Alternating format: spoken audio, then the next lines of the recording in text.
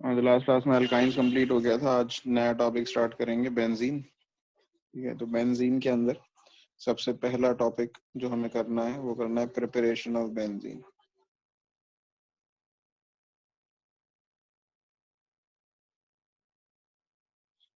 Book में actually जो topic दे रखा है वो एरोमेटिक कंपाउंड्स के उसमें दे रखा है, एरोमेटिक कंपाउंड्स, और फिर ये दे रखा है एरोमेटिसिटी एक्सप्लेन कैसे करते हैं। तो एरोमेटिक कंपाउंड्स जो मैंने इंट्रोडक्शन में एक्सप्लेन कर दिया था आपको, तब मैंने ऑर्गेनिक केमिस्ट्री का इंट्रोडक्शन ही कराया था पिछले चैप्टर में। वहीं पे मैंने बताए थे आपको 3 या 4 रूल्स बताए थे एरोमेटिक कंपाउंड होने के लिए। अरोमा होता है, उसमें प्लेनर स्ट्रक्चर होता है, complete delocalisation of pi electron होता है, और हकल्स रूल फॉलो होता है 4n+2 वाला। ठीक है, अगर किसी को रिवाइज करना है तो उसका मैंने यूट्यूब पे वीडियो भी अपलोड कर दिया है, वो वाला इंट्रोडक्शन टू ऑर्गेनिक केमिस्ट्री का। एक IUPAC नॉमेनक्लेचर का वीडियो अपलोड किया है बेसिक्स का, और एक उसका किया है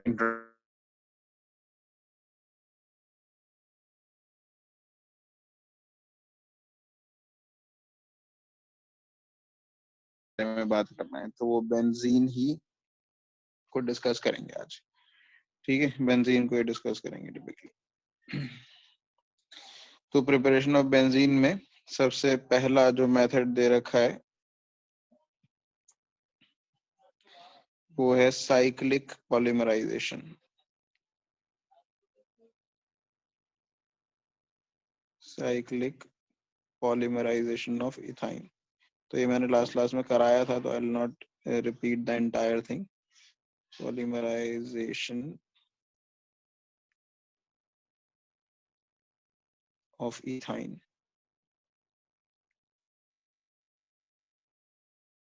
क्या करना है, इथाइन के 3 मॉलिक्यूल्स लेने हैं आपको, और red hot iron tube 873 kelvin पे।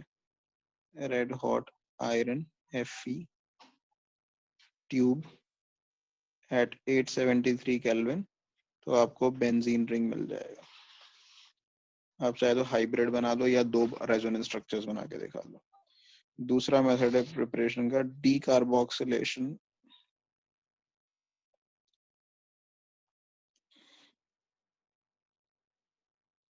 Of sodium benzoate. Sodium benzoate का डीकार्बोक्सिलेशन कर दें। तो डीकार्बोक्सिलेशन रिएक्शन जो आपने इसमें अल्केन्स के प्रिपरेशन में करा था वही यूज कर सकते हैं। यहाँ पे COONA लगा हुआ है बेंजीन पे। इसमें 2 चीजें, NaOH डालना है इन the presence of calcium oxide. Soda lime कहते हैं इस दोनों के मिक्सचर को, NaOH और CaO के मिक्सचर को। तो इससे क्या होता है, जो COONA ग्रुप है वो पूरा हट जाता है, उसकी जगह H आ जाता है, तो बेंजीन रिंग बन जाएगा। और COONA जो है it will be release in the form of Na2CO3, sodium carbonate. So ये दूसरा मेथड हो गया। तीसरा मेथड जो प्रिपरेशन का है वो है रिडक्शन ऑफ फिनॉल्स।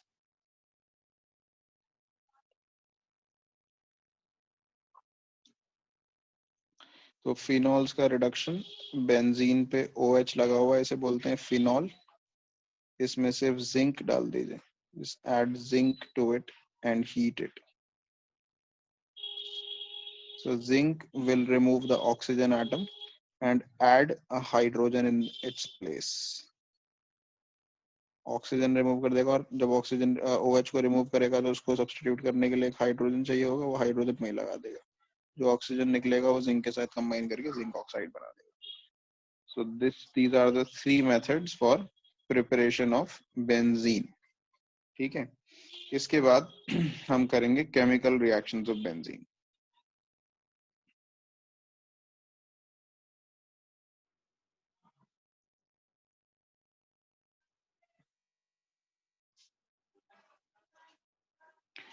तो बेंजीन में कौन से केमिकल रिएक्शंस होते हैं? सबसे पहला केमिकल रिएक्शन है, सबसे पहला क्या है, इसके अंदर जनरल एक ही टाइप की केमिकल रिएक्शन, 2 या 3 टाइप के केमिकल रिएक्शन होते हैं। पहला जिसके अंदर से है इलेक्ट्रोफिलिक substitution reaction. तो benzene undergoes electrophilic substitution reactions very easily. Electrophilic substitution यानी hydrogen atom, hydrogen atom in the benzene ring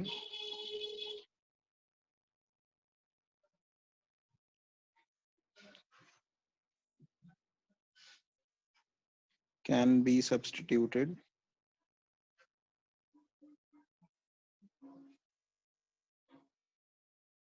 by an electrophile. अब कौन से इलेक्ट्रोफाइल वो देखते हैं, ठीक है। कौन कौन से इलेक्ट्रोफाइल हम यूज कर सकते हैं इसके अंदर। सबसे पहला इसका पार्ट ए लिख लेते हैं। इसका सबसे सिंपल और सबसे पहला एग्जांपल है नाइट्रेशन। नाइट्रेशन के अंदर क्या किया जाता है, बेंजीन रिंग के एक हाइड्रोजन को नाइट्रो ग्रुप से सब्स्टिट्यूट किया जा सकता है। उसके लिए आपको इसमें कॉन्सेंट्रेटेड HNO3 डालना पड़ेगा इन the presence of concentrated H2SO4 और इसे हीट करना पड़ेगा आपको, ठीक है। टेम्परेचर भी लिख सकते हैं आप, 333 केल्विन के आसपास टेम्परेचर चाहिए होता है, बट दैट्स नॉट नेसेसरी। अगर आप सिर्फ हीट भी लिख दोगे तो हो जाएगा काम।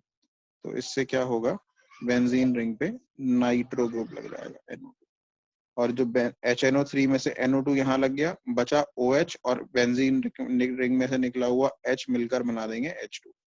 इस HNO3 में से क्या निकाल दिया आपने, इसे दो पार्ट में तोड़ दिया है पहले तो, NO2 और OH माइनस, NO2 प्लस और OH माइनस। NO2 जो प्लस था वो इस पे लग गया यहाँ आकर, और जो OH माइनस था वो यहाँ से H प्लस जो निकलेगा बेंजीन रिंग में से, उस H प्लस से कंबाइन करके वाटर बना देगा, ठीक है। रिएक्शन का पूरा प्रॉपर मैकेनिज्म भी समझाऊंगा, फिलहाल बस समझने के लिए ये समझ लो कि NO2 लग जाता है और H प्लस निकल आता है उसकी जगह। तो ये था नाइट्रेशन। दूसरा पार्ट बी है हेलोजिनेशन। हेलोजिनेशन का मतलब हम हेलोजन लगा सकते हैं इसके अंदर।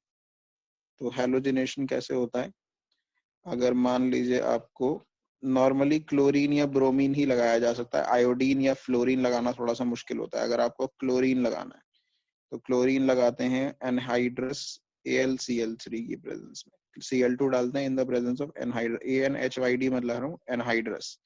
एनहाइड्रस का मतलब होता है ड्राई, एनहाइड्रस AlCl3, ठीक है। और FeCl3 भी हो सकता है यहाँ पे। हालांकि बुक में आपके AlCl3 दे रखा है तो वही लिखेंगे हम, बट FeCl3 भी यूज किया जा सकता है, writing it as an option.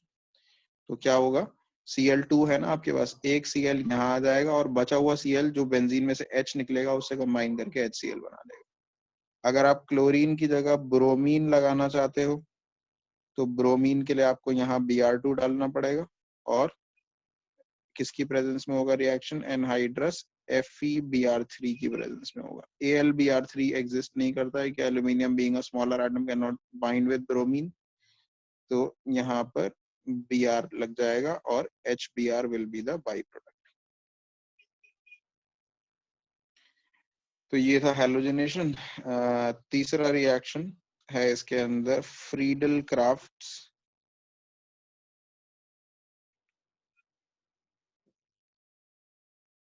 Alkylation. Alkylation का मतलब होता है अल्काइल ग्रुप ऐड करना।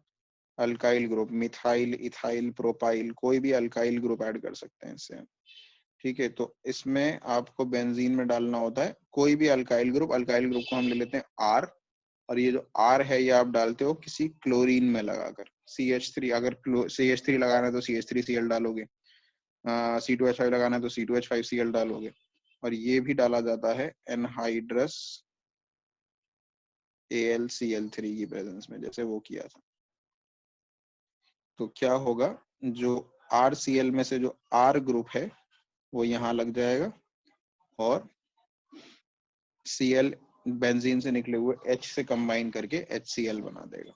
इसके एग्जाम्पल दिखा देता हूँ मैं आपको। जैसे मान लो आपको बेंजीन से टॉलीन बनाना है, टॉलीन यानी मिथाइल बेंजीन बनाना है। अगर आपको मिथाइल ग्रुप लगाना है तो यहाँ पे CH3Cl ले लो in the presence of same anhydrous AlCl3। तो बेंजीन पे क्या ग्रुप लग जाएगा, CH3 ग्रुप लग जाएगा, ठीक है, और HCl बाई प्रोडक्ट। अगर आपको C2H5 ग्रुप लगाना है, एक और एग्जांपल ले सकते हैं आप। अगर आपको C2H5 ग्रुप लगाना है तो यहाँ पे ले लीजिए C2H5 या फिर CH3CH2, जैसे भी लिखना चाहो। ये भी सेम एनहाइड्रस AlCl3 की प्रेजेंस में। तो बेंजीन रिंग पर C2H5 या CH2CH3 ये लग जाएगा HCl। ठीक है, तो यहाँ आपने बेंजीन से क्या बनाया, toluene, this is toluene, this is ethyl benzene. Ethyl benzene के लिए कोई कॉमन नेम नहीं होता, इसलिए इसे इथाइल बेंजीन लिखा है। टॉलीन को मिथाइल बेंजीन भी बोल सकते हैं या टॉलीन भी बोल सकते हैं, बट कॉमन नेम जनरली ज्यादा यूज किया जाता है, तो इसलिए हमने टॉलीन लिख दिया। ठीक है, तो ये था Friedel craft alkylation. Friedel craft क्यों बोलते हैं, जिन साइंटिस्ट ने इसे डिस्कवर किया था उनके नेम के ऊपर है। इसी तरीके से इन्हीं साइंटिस्ट ने एक और डिस्कवर किया था जिसे बोलते हैं असाइलेशन, फ्रीडल क्राफ्ट असाइलेशन। तो फ्रीडल क्राफ्ट असाइलेशन, असाइलेशन क्या होता है कि असाइल ग्रुप ऐड कर रहे हैं आप बेसिकली बेंजीन के अंदर। तो असाइल ग्रुप क्या होता है, असाइल ग्रुप ये होता है RC double bonded O C। इसमें जो इतना पार्ट है, this part is acyl group RCO, ये आपको लगाना होता है। और ये भी एनहाइड्रस AlCl3 की फॉर्म में कराया जाता है। तो इसमें जो ये येलो से हाईलाइट किया मैंने पार्ट, ये लग जाता है इसमें, C डबल बॉन्डेड O से जुड़ता है और R ग्रुप ऐसे आ जाता है। जो Cl था वो HCl बना देगा।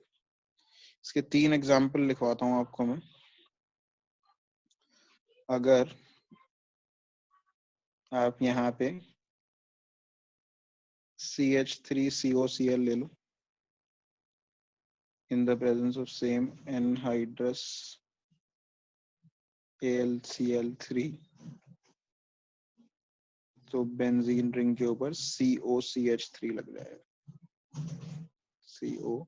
C double bonded O CH3।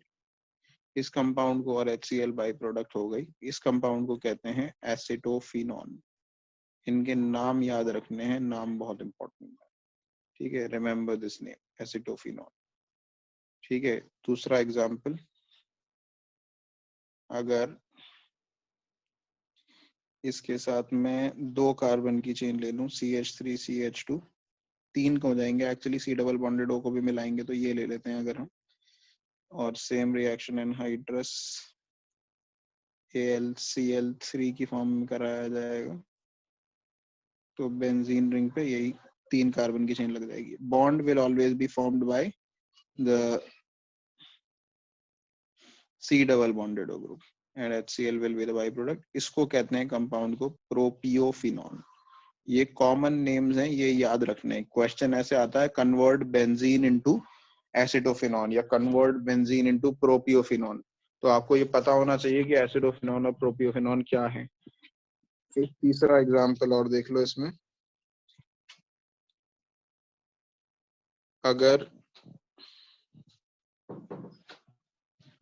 इस पे बेंजीन वाला ही कंपाउंड डाल दें, एक मतलब बेंजीन को ही इसके साथ ले लें, बेंजोइल हैलाइड के साथ डाल दें। अच्छा, ये जो चीजें मैं डाल रहा हूँ ना, इसके अंदर इनके भी नाम मैं लिख देता हूँ अभी। What is the substance that I am adding? ये भी रिएक्शन सेम एनहाइड्रस AlCl3 के प्रेजेंस में होगा।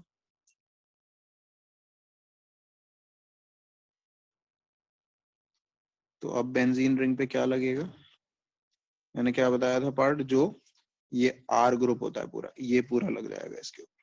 ठीक है, तो C डबल बॉन्डेड O के थ्रू बॉन्ड बनेगा और एक और बेंजीन रिंग ऐसे आगे जाएगा।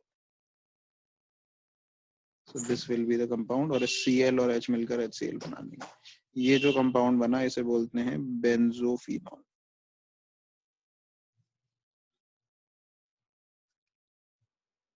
अच्छा, ये जो कंपाउंड्स मैंने लिखे हैं इनके नाम भी मैं लिख देता हूँ जो इसके अंदर हम ऐड कर रहे हैं कंपाउंड्स। जैसे ये जो होता है, ये कौन सा फंक्शनल ग्रुप होता है, ये एसिड हैलाइड ग्रुप होता है। नॉमेनक्लेचर के अंदर मैंने आपको पढ़ाया था एसिड हैलाइड ग्रुप होता है। इसकी नेमिंग कैसे होती है, इसका सफिक्स आता है ऑयल हैलाइड, OYL हैलाइड। तो 2 कार्बन की चेन है, 2 कार्बन की चेन का नाम क्या होगा, इथेन, इथेन, और इसका सफिक्स होता है COCl का ऑयल, और क्योंकि ये क्लोराइड लगा हुआ है तो ऑयल क्लोराइड, तो इथेनॉइल क्लोराइड। और ऐसे ये 3 कार्बन वाला है नीचे वाला, तो प्रोपेनॉइल क्लोराइड, OYL, और उसके साथ में क्लोराइड आ जाएगा। अगर ब्रोमीन लगा होता तो ब्रोमाइड आ जाता। इसके अंदर बेंजोइल क्लोराइड आ जाएगा। तो ये जो रिएक्टेंट्स हम डाल रहे हैं इनका भी IUPAC नॉमेनक्लेचर आपको क्लियर होना चाहिए, not just the name of the product. तो हमारे इलेक्ट्रोफिलिक सब्स्टिट्यूशन के कितने रिएक्शन हो गए? डी पार्ट तक हो गया। हमने कौन कौन सा पार्ट क्या क्या किया है हमने इसके अंदर? पार्ट ए किया हमने नाइट्रेशन,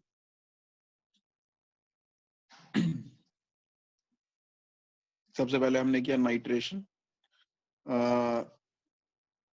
उसके बाद किया हैलोजिनेशन,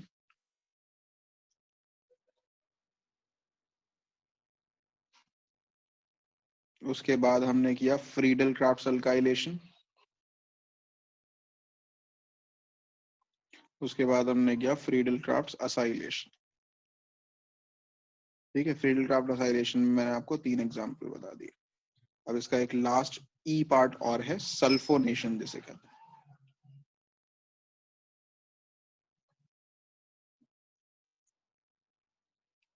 सल्फोनेशन का मतलब है हम इसमें सल्फोनिक एसिड ग्रुप ऐड करेंगे बेसिकली बेंजीन के अंदर। तो बेंजीन में सल्फोनिक एसिड ग्रुप ऐड करने के लिए सिंपली आप इसके अंदर डालते हो H2S2O7, इसे कहते हैं ओलियम। ठीक है, ये आप डालोगे इसके अंदर तो H2S2O7 में से SO3H ग्रुप इसमें ऐड हो जाता है और H2SO4 is released as a by product. ठीक है,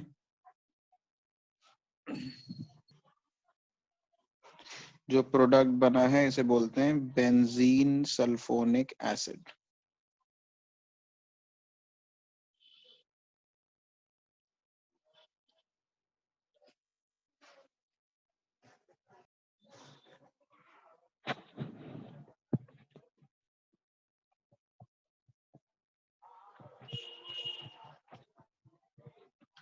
तो जो इलेक्ट्रोफिलिक सब्स्टिट्यूशन रिएक्शंस किए हैं इनके मैकेनिज्म यानी ये कैसे होते हैं, mechanism of electrophilic substitution reactions.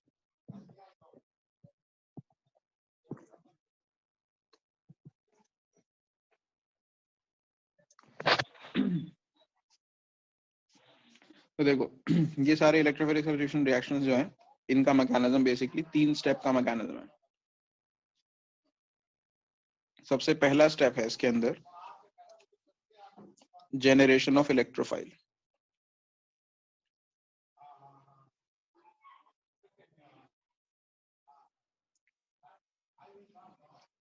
देखो ये चीज समझने वाली है इसके अंदर कि ये जो सारे मैकेनिज्म है ना, ये जो सारे रिएक्शन थे इनका मैं सल्फोनेशन को छोड़ के सारे रिएक्शंस का मैकेनिज्म आपको एक साथ लिखवा रहा हूँ।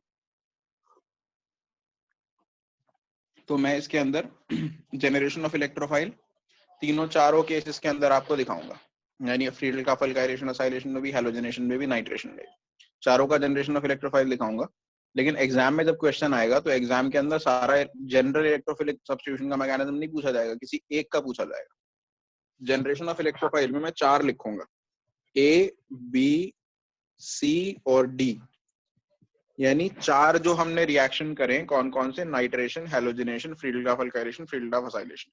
सल्फोनेशन को छोड़ के जो बाकी 4 हैं उन चारों के लिए मैं पहला स्टेप लिख के दिखाऊंगा। अब इस ए बी सी डी में से कोई एक करना होगा आपको।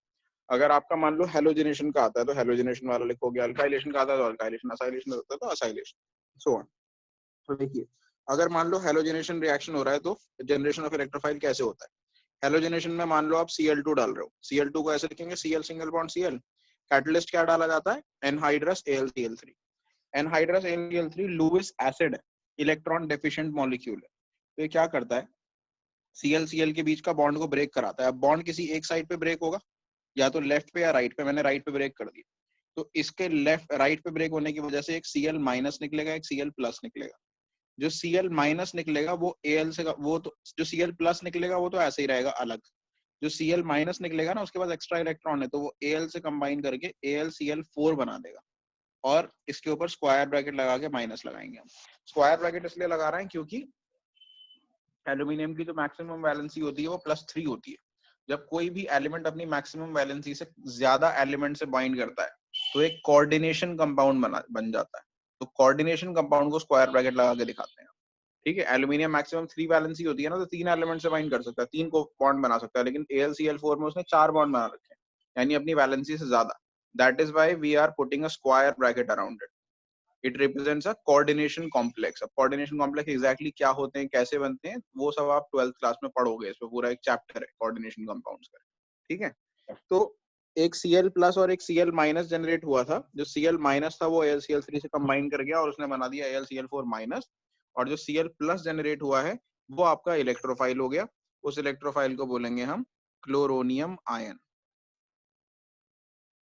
क्लोरोनियम, Cl माइनस को क्लोराइड आयन बोलते हैं, Cl प्लस को क्लोरोनियम आयन बोलते हैं। क्लोरोनियम नहीं, सॉरी, क्लोरीनियम आयन। उसके बाद अगर रिएक्शन हो रहा है, ये था हैलोजेनेशन। अगर है Friedel craft alkylation, Friedel craft alkylation में आप क्या लेते हैं, जैसे मान लीजिए आपने लिया CH3Cl, कैटलिस्ट उसमें भी AlCl3 होता है, तो इसमें भी ब्रेकडाउन जो है, इसमें तो ऑब्वियसली Cl की तरफ ही होगा ब्रेकडाउन। क्यों? क्योंकि Cl ज्यादा इलेक्ट्रोनेगेटिव होता है कार्बन से, तो बॉन्ड जो है वो Cl की तरफ ही टूटेगा, तो निकलेगा Cl माइनस और CH3 प्लस। CH3 प्लस ये आ गया आपका, और Cl माइनस जो है वो वही AlCl3 से कंबाइन करके AlCl4 माइनस बना देगा। तो CH3 प्लस बना है, ये आपका इलेक्ट्रोफाइल हो गया, जिसे हम बोलेंगे मिथाइल कैटायन।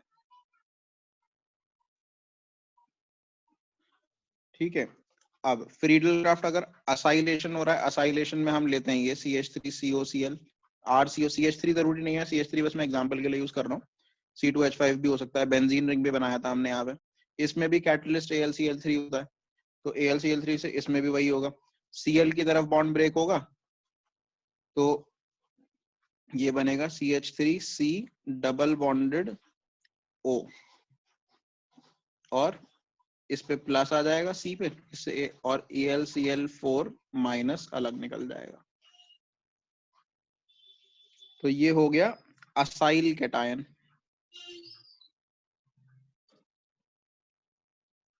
तो तीनों ही ये जो आपके बने तीनों, ये और ये क्या होगा, इलेक्ट्रोफाइल जनरेट हो गया। 3 इलेक्ट्रोफाइल आपने जनरेट कर दी। अगर हैलोजिनेशन आता है का मैकेनिज्म लिखने के लिए आता है तो आप ये लिखोगे। अगर आपका फ्रीडल क्राफ्ट अल्काइलेशन का मैकेनिज्म लिखने के लिए आता है तो आप ये लिखोगे। अगर आपका फ्रीडल क्राफ्ट असाइलेशन का मैकेनिज्म लिखने के लिए आता है तो आप ये लिखोगे। ठीक है, तो ये चीज क्लियर होनी चाहिए कि कौन सा मैकेनिज्म आ रहा है तो कौन सा है। चारों रिएक्शन, तीनों रिएक्शन नहीं लिखने आपको, चौथा अभी मैं बता रहा हूँ। फोर्थ रिएक्शन जो है वो अगर नाइट्रेशन आता है उसके केस में लिखेंगे। तो डी नाइट्रेशन के केस में क्या करेंगे आप, अगर नाइट्रेशन आता है तो नाइट्रेशन में इलेक्ट्रोफाइल एक स्टेप में जनरेट नहीं होता। देखो इन दोनों ही केसेस में इलेक्ट्रोफाइल एक ही स्टेप में जनरेट हो रहा था, नाइट्रेशन में इलेक्ट्रोफाइल एक स्टेप में जनरेट नहीं। नाइट्रेशन में इलेक्ट्रोफाइल जनरेशन में 2 स्टेप्स लगेंगे। तो क्या है 2 स्टेप्स, HNO3 डालते हैं ना उसके अंदर, HNO3 डालते हैं इन the presence of concentrated H2SO4। जो भी आपने रिएक्शन दिखा है वो देखो, तो HNO3 का जो स्ट्रक्चर होता है वो ये होता है, N double bonded O, single bonded OH, single bonded O। ठीक है, इलेक्ट्रॉन पेयर भी बना लेते हैं इनके ऊपर। सिंगल बॉन्डेड ऑक्सीजन पे 6 होते हैं, डबल बॉन्डेड जिन्होंने 2 बॉन्ड बना रखे हैं उन पे 4 होते हैं। H2SO4 जो होता है सल्फ्यूरिक एसिड, उसको हम ऐसे ही लिख देते हैं, वो जरूरी नहीं है कि हम उसका स्ट्रक्चर बनाएं, चाहो तो बना भी सकते हो, नहीं चाहो तो ऐसे भी कर सकते हो। तो H2SO4 एक H प्लस आयन देता है। ठीक है, वो H प्लस आयन यहाँ से इस ऑक्सीजन पे आके बाइंड करता है। ठीक है, लेकिन हम एरो की डायरेक्शन जो दिखाएंगे वो उल्टी दिखाएंगे। ऐसे क्यों दिखाएंगे उल्टी, क्योंकि हमेशा हमें एटम का ट्रांसफर नहीं दिखाना होता, हमें इलेक्ट्रॉन का ट्रांसफर दिखाना होता है। तो बेसिकली ये जो N double bonded O, single bonded O, OH था, कैसा हो जाएगा ये, कन्वर्ट किस में हो जाएगा, ये दोनों ऐसे ही रहेंगे। ये वाले ऑक्सीजन पे 2 इलेक्ट्रॉन रह जाएंगे और एक हाइड्रोजन एटम आके बाइंड कर जाएगा। मैं अलग कलर से भी दिखा सकता हूँ इसे, यहाँ पे, यहाँ से H2SO4 में से आया हुआ हाइड्रोजन, H2SO4 को रेड कलर से लिख देते हैं ताकि समझ में आ जाए। ये जो हाइड्रोजन आया है वो H2SO4 से आया, H2SO4 से एक हाइड्रोजन आके यहाँ पे बाइंड कर जाता है, ठीक है। उसके बाद क्या होता है, इसको मैं यहीं से कंटिन्यू कर देता हूँ, और क्या बचेगा, HSO4 माइनस बच जाएगा। H2SO4 में से अगर आप H प्लस निकाल दोगे तो क्या बच जाएगा, HSO4 माइनस, ठीक है। फिर ये वाली जो चीज बनी है आपकी, ठीक है, इसको हम दोबारा से लिखेंगे यहाँ पे, मैं कॉपी पेस्ट कर देता हूँ यहाँ। ये जो आपका चीज बनी है ये दोबारा से यहाँ लिखेंगे। इसमें से लुक एट दिस पार्ट जो मैं येलो से हाईलाइट कर रहा हूँ, ये वाटर मॉलिक्यूल है कि नहीं, तो ये एज अ वाटर मॉलिक्यूल इसमें से रिलीज हो जाएगा।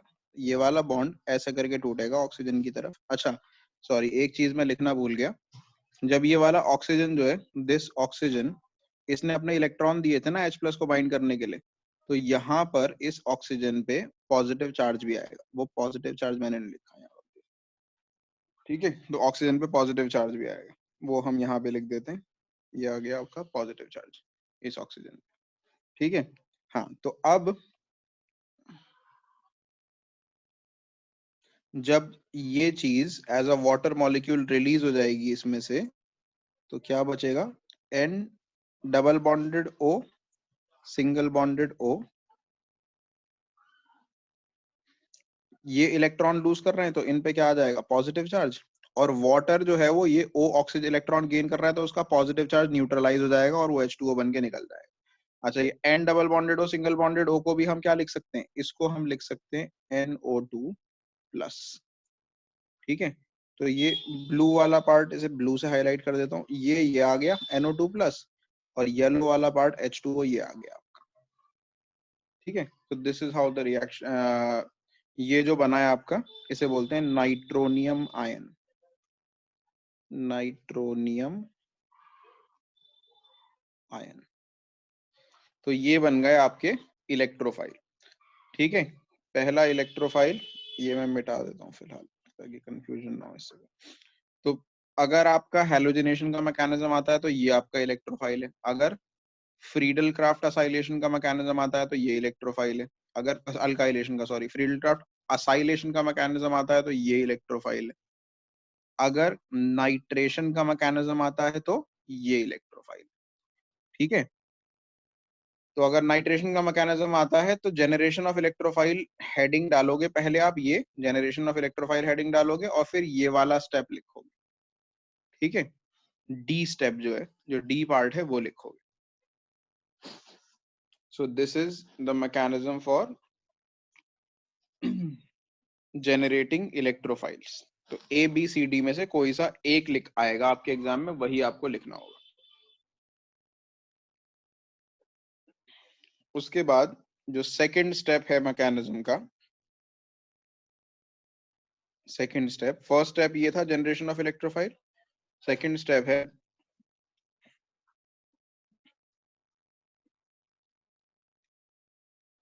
जनरेशन ऑफ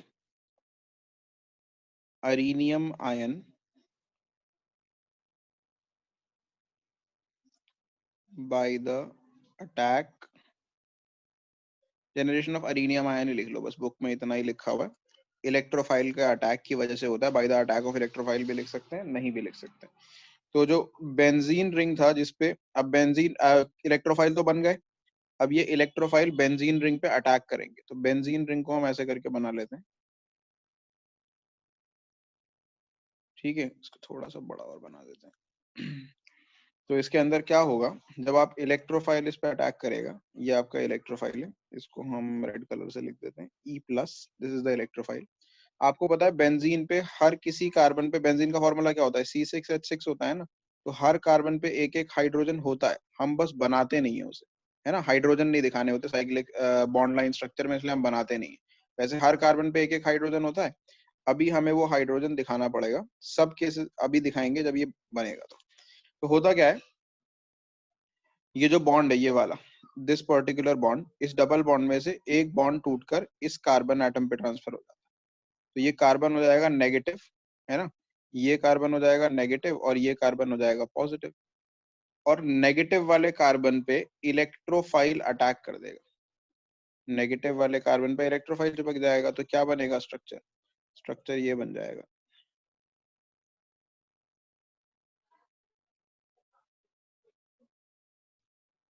ये दोनों बॉन्ड एज इट इज रहेंगे, यहाँ पर क्या लग जाएगा, यहाँ पर इलेक्ट्रोफाइल लग जाएगा और इस कार्बन पे पॉजिटिव चार्ज आ जाएगा। ठीक है, नेगेटिव चार्ज तो न्यूट्रलाइज हो जाएगा इलेक्ट्रोफाइल के लगने से, और दोनों ही कार्बन पे जो हाइड्रोजन है, वैसे तो पहले भी थे लेकिन हम दिखा नहीं रहे थे, अब हम दिखाएंगे हाइड्रोजन को, हाइड्रोजन एटम्स को भी दिखाएंगे। हैं हर किसी पे, इस पे भी है, इस पे भी है, इस पे भी है, इस पे भी है, बट इन दोनों के हाइड्रोजन दिखाएंगे because they will be useful in showing. ये जो चीज बनी है इसे बोलते हैं अरीनियम आयन या फिर सिग्मा कॉम्प्लेक्स भी बोला जाता है इसे।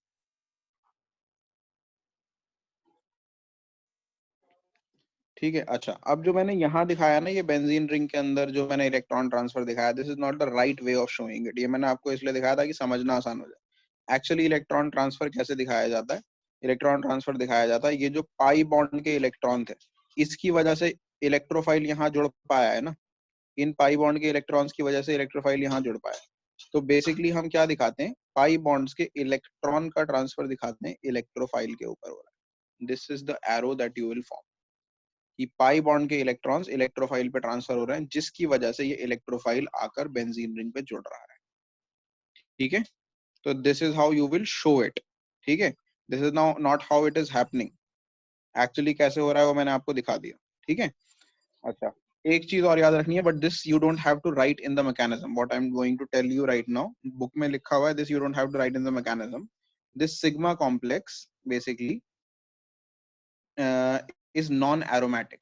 कैसे नॉन एरोमेटिक, इसके अंदर आप इस कार्बन एटम को देखिए, यहाँ पे ये जो कार्बन एटम है, look at this carbon atom जिसपे इलेक्ट्रोफाइल जुड़ा हुआ है, ये sp3 हाइब्रिडाइज कार्बन एटम, क्योंकि इसने 4 बॉन्ड बना लिए हैं, देखो एक इलेक्ट्रोफाइल से, एक H से और 2 कार्बन से बना रखे हैं ऊपर नीचे।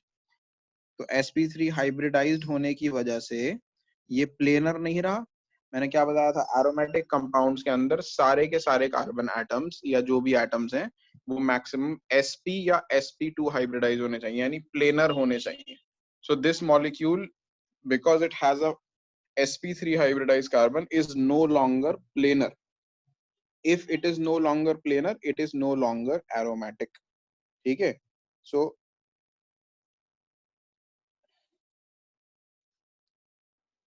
non aromatic compound है फिलहाल। ठीक है, this you don't have to write in the mechanism, but ये जनरल नॉलेज है, और इसमें कंप्लीट डीलोकलाइजेशन भी नहीं हो सकता पाई इलेक्ट्रॉन का। इसके अगर आप बुक में रेजोनेंस स्ट्रक्चर्स बना के दिखा रखे हैं, ये जो चीज है आपकी, अगर आप इसके रेजोनेंस स्ट्रक्चर्स बनाओगे, फॉर एग्जाम्पल इस चीज के अगर आप रेजोनेंस स्ट्रक्चर्स बनाना चाहें तो कैसे बनेंगे, अगर ये रेजोनेंस स्ट्रक्चर क्या होता है, चार्ज का डिस्ट्रीब्यूशन दिखाना होता है। अगर मैं इसको इधर ले आऊंगा तो नेक्स्ट रेजोनेंस स्ट्रक्चर में क्या होगा, जो पॉजिटिव चार्ज है, अब वो यहाँ, ये बॉन्ड इधर शिफ्ट हो गया, बॉन्ड इधर शिफ्ट हो गया तो पॉजिटिव चार्ज यहाँ आ जाएगा। ठीक है, उससे अगले रेजोनेंस स्ट्रक्चर में क्या कर सकते हैं, इस बॉन्ड को अगर आप यहाँ शिफ्ट कर दें तो फिर क्या होगा, अगर बॉन्ड को यहाँ शिफ्ट कर दिया आपने तो पॉजिटिव चार्ज जो है यहाँ पे, ये बॉन्ड यहाँ, सॉरी ये यहाँ चला गया था, ये बॉन्ड अब यहाँ आ गया तो पॉजिटिव चार्ज ऊपर आ जाएगा। ठीक है, लेकिन इसके बाद पॉजिटिव चार्ज कहीं और जा सकता है, पॉजिटिव चार्ज इस कार्बन पे आ सकता है, नहीं आ सकता, क्योंकि अब कोई बॉन्ड ही नहीं है शिफ्ट करने के लिए यहाँ पर। ठीक है, तो कंप्लीट डीलोकलाइजेशन नहीं हो रहा है positive charge, it is not going around, completely नहीं अराउंड घूम रहा है इसके। तो अगर पॉजिटिव चार्ज का डिस्ट्रीब्यूशन दिखाना भी होगा तो फिर आप इसमें ऐसे करके दिखा पाओगे।